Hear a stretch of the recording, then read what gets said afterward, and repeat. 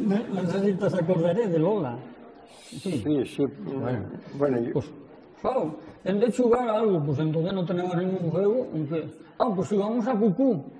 Y venga, pues te escondebas allá detrás de una pared, ¡cucú! Y luego otro se faltaba de mirar por allí hasta que lo trovabas. Sí.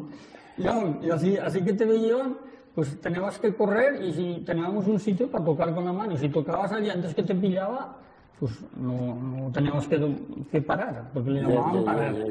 Y correbas el otro detrás y tú debajo, plum, tocabas allí, el otro ya, entonces ya no podías hacer nada. Como ya habías llegado antes a tocar allí, claro. Pero bueno, somos una banda zagals malos que bueno.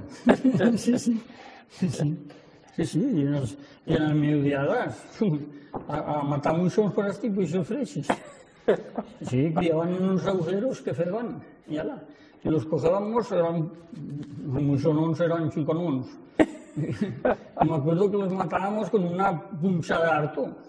Ya sabes que lo que es un harto.